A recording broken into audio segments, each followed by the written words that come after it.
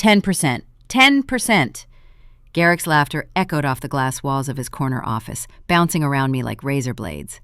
You want a 10% raise after what, 12 years? That's...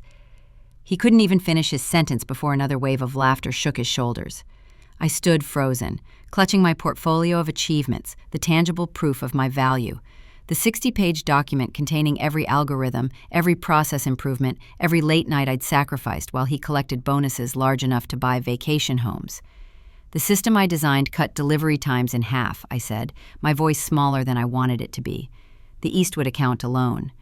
Garrick waved his hand dismissively, still chuckling as he leaned back in his chair. Everyone's replaceable, you know, even you. He stared at me with that practiced CEO smile that never reached his eyes. If you think you're worth more, try your luck elsewhere. I felt something crack inside me, not my heart, something deeper. The foundation of 12 years of loyalty, of believing that eventually hard work would be recognized. I understand, I said quietly, collecting my portfolio. The pages trembled between my fingers. Listen, Garrick's voice softened with artificial concern. You're good at what you do, but you're a back-office function. The board doesn't even know your name. That's just business. That's when I knew exactly what I would do. I'm Ivy, by the way, 34 years old, supply chain algorithm specialist, and until that moment, pathologically afraid of conflict. The kind of woman who apologizes when someone steps on her foot. The woman who stayed at the same company for 12 years despite being paid 20% below market rate, because I believed in loyalty, because I thought my work would eventually speak for itself. Before I go any further with this story, I'd really appreciate if you could take a second to tell me in the comments where you're watching from. This happened in the Midwest, but I want to know if stories like mine resonate everywhere. And if this is something you've experienced too, please hit that like button and subscribe, because what I'm about to tell you might save you years of your own life. I walk back to my cubicle. Yes, cubicle. After 12 years, past the glass-walled offices of managers who'd been at the company half as long as me. My desk sat in the corner of the 5th floor, surrounded by empty workstations. Our department had shrunk from 15 people to just 3 over the years. Not because we needed fewer people, but because my algorithms had automated so much. My computer screen showed an email notification, the quarterly company newsletter, with a feature on how Garrick's innovative supply chain revolution had saved our biggest client, Eastwood. My revolution, my 18-hour days for 6 months straight, my solution that cut their logistics costs by 40%. Beside my keyboard sat the cold coffee I'd abandoned 3 hours ago when I'd finally gathered the courage to ask for that raise. Beside it, a framed photo of my parents. Dad worked 35 years at the same factory before they closed it down. Loyalty matters, he always said. Mom nodded along, believing it too. I opened my drawer and pulled out a small leather notebook. Inside were ideas I jotted down over the years, my personal projects documented meticulously with dates, times, and development notes, ideas I'd explored on weekends, refined on my own laptop, built on my own time, ideas the company had implemented without formal acquisition because I'd been too accommodating, too eager to prove my worth. I flipped through the pages, stopping at my notes from 3 years ago. A series of algorithms that became the backbone of our entire distribution system. At the top of the page, my handwriting, personal project, supply chain optimization through predictive modeling began, 11x4 home system. What Garrick never knew, what the company's legal department had been too careless to investigate, was that I'd never signed over the rights to these personal innovations. The boilerplate employment contract covered work done during company time, using company resources. My most valuable creations were documented as personal projects, developed on my own equipment during my... I was beginning to think you'd never call. Are you free for dinner tonight? 5 hours later, I sat across from Hayden at a restaurant that required reservations weeks in advance. He'd made one call. I've followed your work for years, Hayden said, studying me over his water glass. Or rather, I've followed the sudden leaps in Porter's capabilities that mysteriously coincided with gaps in your LinkedIn activity. Those supply chain algorithms for the Eastwood account were revolutionary. I felt the tightness in my chest. How did you know that was me? Hayden smiled. Because Garrick doesn't have the technical background to understand even the basics of what those algorithms do, let alone create them, and because we tried to reverse engineer them and couldn't. That's when I knew we needed the mind behind them. I took a sip of water, gathering my thoughts. What exactly are you offering? Leadership position, triple your current salary, stock options, a team of your own. He leaned forward, but more importantly, recognition, your name on your work. And, if I brought my personal innovations with me, theoretical systems I developed on my own time using my own resources. Something flickered in Hayden's eyes. Understanding? He nodded slowly. We have a proper IP acquisition process with fair compensation. Unlike some companies, we don't expect to own our employees' personal creative output. I pulled out my leather notebook and placed it on the table. I have documentation proving these systems were personal projects. Porter implemented them, but they never formally acquired them. Hayden's eyes widened slightly as he grasped the implications. That's quite an oversight on their legal team's part. Garrick doesn't value back-office functions, I said, echoing the CEO's words. Including legal, apparently. 2 weeks later, I placed my resignation letter on Garrick's desk. He barely looked up from his computer. 2 weeks' notice. He scanned the letter. Where are you going? I considered lying, but decided truth had more impact. Radius Shipping Solutions. That got his attention. His head snapped up, eyes narrowing. Our competitor? That's unfortunate timing. We're in final negotiations with Eastwood to expand our contract. I know, I said.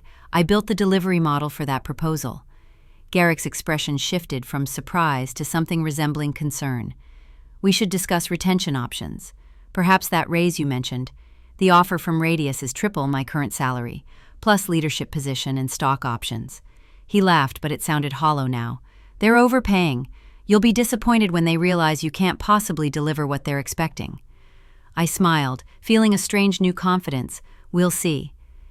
My last 2 weeks were oddly peaceful. I completed my transition documents, trained my replacement, a recent graduate who seemed both terrified and impressed by the systems he was inheriting, and backed up my personal project documentation. I also made copies of all emails where I'd shared my personal innovations with the company without formal transfer of ownership. On my final day, I met with our legal counsel, Vance, who handled my exit interview. Just routine questions, he assured me, sliding a stack of papers across the desk. Standard non-compete, confidentiality agreements, affirmation that you're not taking company property. I reviewed the documents carefully. I'm not signing the non-compete. Vance blinked. It's standard procedure. It wasn't in my original employment contract, and I'm not agreeing to it now.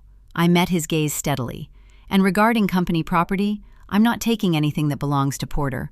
I am, however, taking my personal intellectual property that was never formally acquired by the company. What personal property? Vance's forehead creased. I opened my notebook, showing him my dated entries. These algorithms and systems were developed on my personal time using my personal resources. Porter implemented them but never completed any IP acquisition process. I have the documentation to prove it. Vance's expression changed as he flipped through my notebook, recognition dawning. These are the core systems we use for everything. I finished for him. Yes. He stared at me, then at the notebook. I need to make some calls. Of course, I said, closing the notebook and standing up, but my employment ends today, and my personal property leaves with me. I walked out of Porter's glass headquarters for the last time at 5:17 p.m. on a Friday.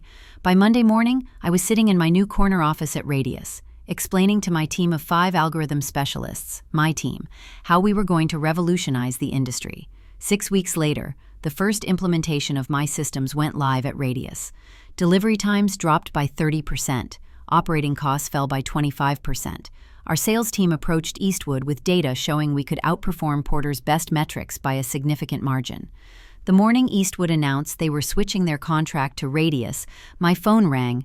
Garrick's name flashed on the screen. I let it go to voicemail. He called 3 more times before leaving a message. Ivy, this is Garrick. We need to talk immediately about consulting opportunities. Porter is prepared to offer a substantial compensation package. Please call me back as soon as possible. I saved the message but didn't return the call. 2 days later, Garrick was waiting beside my car in the Radius parking garage. This is inappropriate, I said, keeping my distance. You've put 300 jobs at risk, he said, his voice low and urgent. Porter is facing a crisis because of what you took. I didn't take anything that belonged to Porter, I replied calmly. I took my personal intellectual property that Porter used without proper acquisition.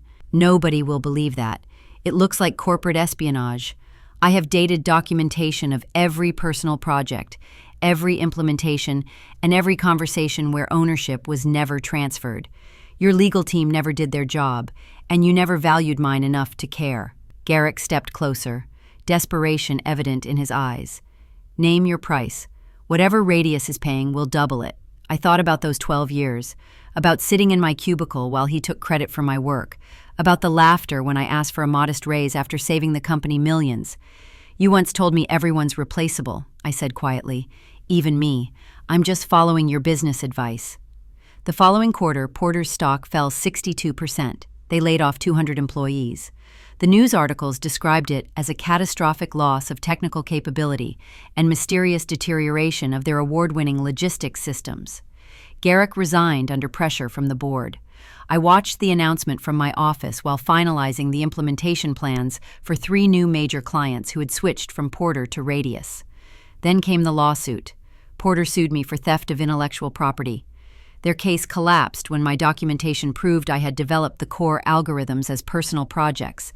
The judge dismissed the case, noting that Porter had failed to secure proper ownership of the innovations they had implemented.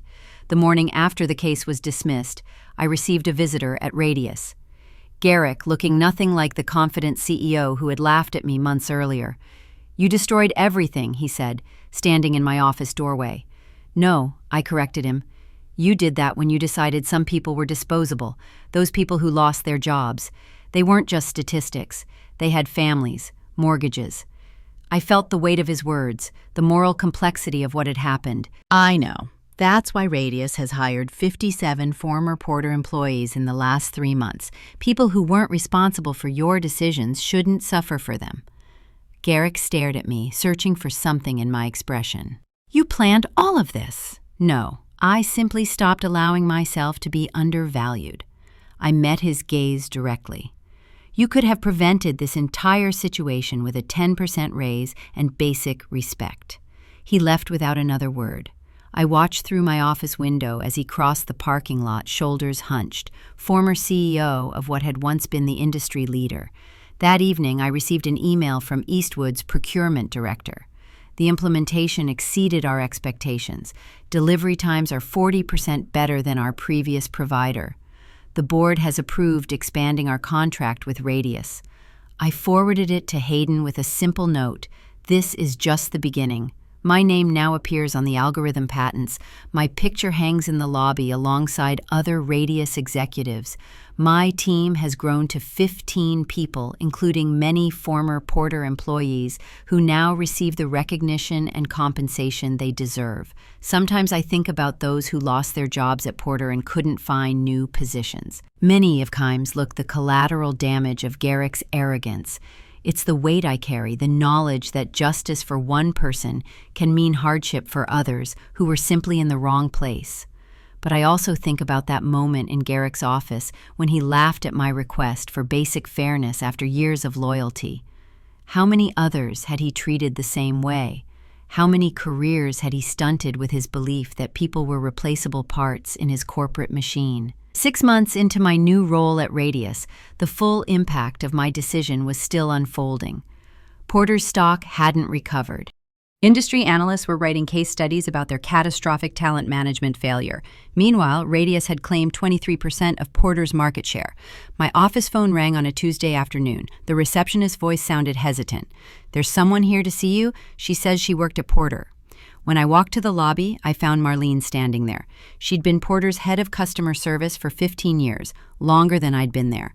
We'd eaten lunch together sometimes, commiserated about Garrick's leadership style. Now she clutched her purse with white knuckles. "Ivy," she said, her voice brittle. "I thought maybe we could talk." I brought her to my office, offered her water, coffee. She declined both.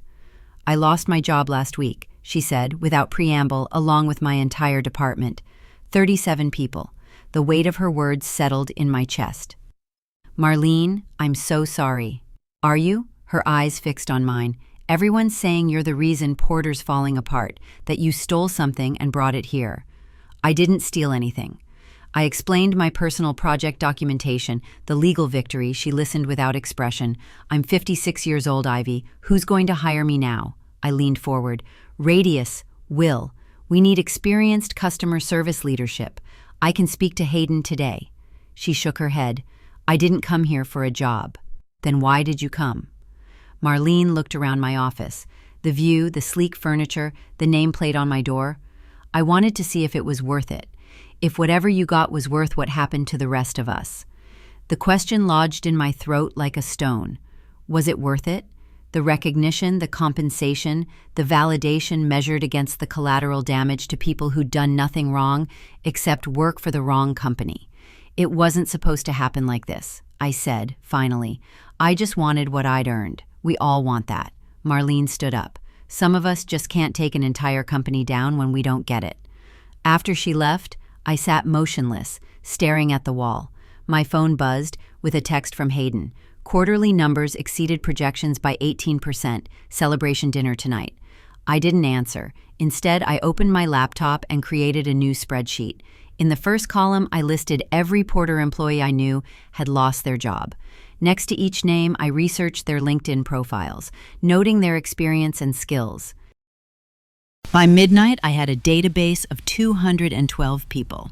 The next morning, I walked into Hayden's office without knocking. We need to talk about Porter's former employees. Hayden looked up from his monitor. What about them? I placed my spreadsheet on his desk. These are people who lost their jobs because of Porter's collapse. Radius has benefited enormously from what happened. We have a responsibility. He studied the list. We've already hired quite a few. Not enough. I sat down across from him. I want to propose a formal recruitment initiative targeting Porter's displaced workers. And for those we can't hire directly, I want to fund placement services and training programs. Hayden leaned back in his chair, studying me. That's an expensive proposition for people who don't work for us. It's an investment in our reputation and our future, I countered, and it's the right thing to do. After a long moment, he nodded. Draft the proposal. I'll take it to the board. 3 weeks later, Operation Rebound launched. Radius committed to interviewing every qualified former Porter employee. We partnered with 3 training companies to offer skills updates for those needing transition assistance. For employees nearing retirement, we created part-time consulting opportunities. The industry took notice. Business journals wrote about Radius's innovative approach to competitor displacement. Applications to our open positions increased by 300%. Clients mentioned our corporate responsibility during sales meetings. Marlene called me the day after the program was announced. Was this your doing? Yes, I admitted. Would you reconsider coming to Radius? A pause.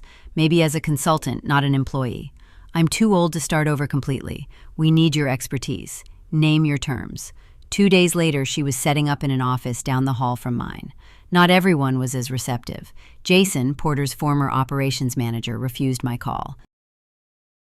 Patrice from accounting sent a scathing email about loyalty and betrayal. I saved it in a folder labeled Consequences. My growing collection of reminders that revenge is never as clean as it seems in movies. 8 months after I left Porter, I received an unexpected email from Vance, their former legal counsel. Meeting for coffee? There's something you should know. We met at a small cafe halfway between our offices. Vance had aged visibly, new lines around his eyes, gray hair at his temples that hadn't been there before. I was let go last month, he said, stirring his coffee, part of the latest round of cuts. I'm sorry, I said, and meant it. Radius is hiring legal. He shook his head. That's not why I wanted to talk. It's about your algorithms, your documentation. I tensed. The court already ruled on that, I know, and they ruled correctly. Vance leaned closer. But there's something you don't know. After you first mentioned your personal projects in the exit interview, I went to Garrick immediately, told him we needed to investigate your claims before taking any action, and he showed me emails from 3 years ago. You had actually sent him detailed explanations of your algorithms, asking if the company wanted to formally acquire them. You even suggested fair compensation terms. My coffee cup froze halfway to my lips. I don't remember that you CC'd me on them. I found them in our archive during the legal preparation. Garrick had replied to you, dismissing the need for formal acquisition. Said something like, just implemented, if it works, we'll sort out the details later. He knew all this time. Vance nodded. He knew exactly what you had created, that you had documented it as personal work, and that the company never properly acquired it. When you left and Radius started implementing your systems, he came to legal demanding we sue you. Despite knowing he had no case, I told him that, showed him his own emails. He ordered me to proceed anyway. Vance sipped his coffee. That's when I knew Porter deserved what was happening. I sat back processing this revelation.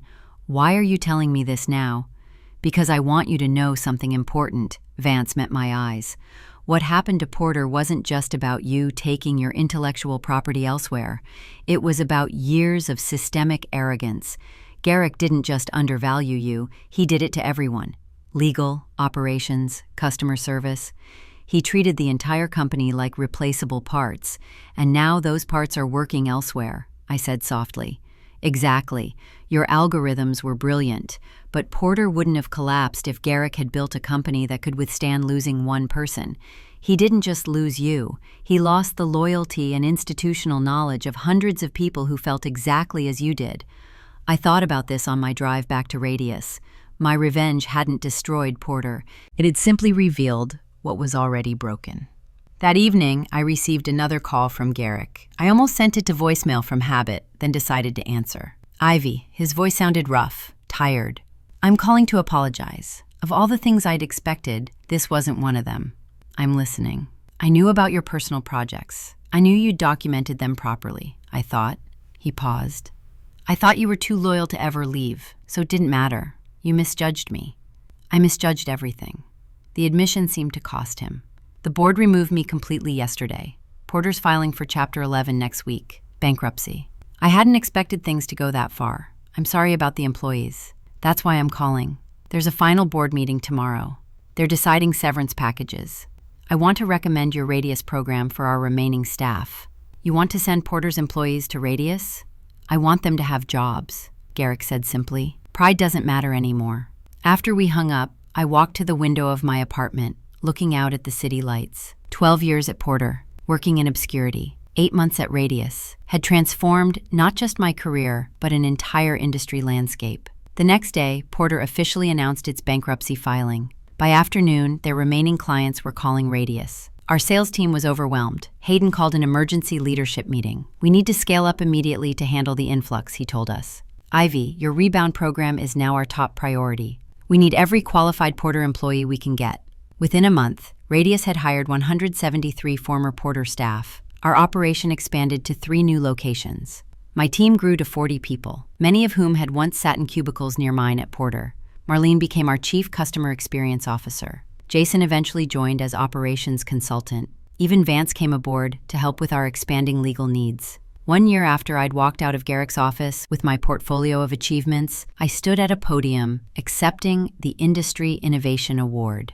Cameras flashed as I looked out at the audience, many familiar faces from Porter now wearing Radius badges. Innovation isn't just about algorithms or systems, I said into the microphone. It's about recognizing the value in people, treating them as irreplaceable rather than disposable. The companies that understand this will always outperform those that don't. After the ceremony, a young woman approached me. She looked fresh out of college, nervous but determined. Ms. Reeves, I'm Tessa. I just started in algorithm development at Radius. Welcome to the team, Tessa. She clutched her portfolio, so similar to the one I'd held in Garrick's office that day. I wanted to ask, how did you know when to stand up for yourself? I'm just starting my career, and I don't want to make the same mistakes. I considered her question carefully. I waited 12 years too long. Don't do that. But aren't you worried about seeming difficult, ungrateful? I smiled. Those are labels people use when they want to pay you less than you're worth. As Tessa walked away, I noticed Garrick standing near the exit. Our eyes met across the room. He nodded once, acknowledgement, perhaps respect. I nodded back. He had lost everything but gained something too, understanding. I had gained everything I'd wanted professionally, but carried the weight of how it happened. We were both changed by that moment of laughter over a 10% raise request. 2 years after leaving Porter, I received an unexpected package. Inside was a framed article from the Wall Street Journal analyzing Porter's collapse and Radius's rise. A note was attached. You were never replaceable. I was Garrick. I hung it in my office as a reminder that value isn't determined by others. It's something you must recognize in yourself first. Last month, I launched a mentorship program for women in tech. Our first workshop focused on salary negotiation and intellectual property protection. 300 women attended. Marlene helped me organize it. Tessa, now leading her own team, was one of our speakers. At the end of the workshop, a participant asked me, "Don't you feel bad about what happened to Porter?" I considered the question carefully before answering. I feel responsible for my actions, but not guilty for claiming what was rightfully mine. The difference matters. As I look back now, I understand that true revenge wasn't watching Porter collapse or seeing Garrick lose his position. It wasn't even my corner office or industry award. Real revenge was discovering my own worth and refusing to let anyone discount it again. It was creating a workplace where people like me, people like the person I used to be, would never need to wait 12 years for recognition. If you're watching this and questioning your own value in your workplace, remember, loyalty is admirable, but it should flow both ways. Document your achievements, know your worth, and never, ever apologize for asking to be valued appropriately. The algorithms I created were complex, but the lesson was simple. No one determines your value but you. If this story resonated with you, please hit that like button. Share it with someone who might be sitting in a cubicle right now wondering if they should speak up. Subscribe if you want to hear more stories about finding your voice in spaces designed to silence it. And leave a comment letting me know if you've ever had to make a similar choice between loyalty and self-worth. Because sometimes the most powerful thing we can do is simply refuse to be replaceable.